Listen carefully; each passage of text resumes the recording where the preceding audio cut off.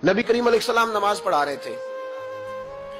जोहर की नमाज थी या असर की नमाज थी, सही मुस्लिम में मौजूद है। हजरत अबू हुरैरा फरमाते हैं नमाज पढ़ाते पढ़ाते नबी पाक ने कदम आगे किया, नमाज पढ़ाते पढ़ाते कदम आगे किया और यूं हाथ उठाया फिर वापस कर लिया।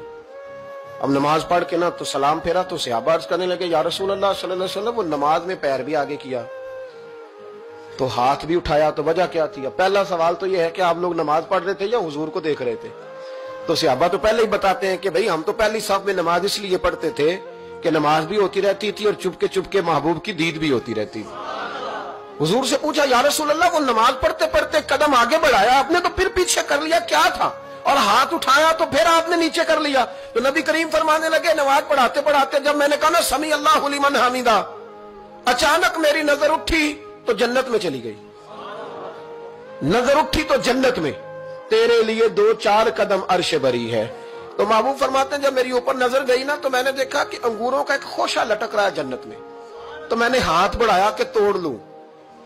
हुजूर खड़े हैं मस्जिद नबवी में और फरमाते हैं कि मैं यहां खड़े होकर हाथ ऊंचा करूं तो मेरा जन्नत तक पहुंच जाता है। फरमाया मेरा इरादा हुआ कि वो खोशा जन्नत का तोड़ लूं और जरा मैंने पैर आगे बढ़ाया ही था तो मेरे दिल में ख्याल आया कि जन्नत राज है तो राज ही रहनी चाहिए, ये राज खोल गया तो मजा नहीं आएगा।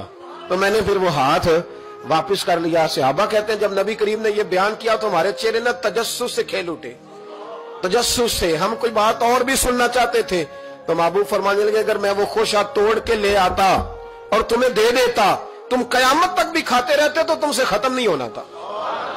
ये सही मुस्लिम की हदीस है। ओ भाई, मेरे रसूल करीम के वाक़या में राज पे शिकवा करना, कहना समझ में नहीं आती कैसे गए थे।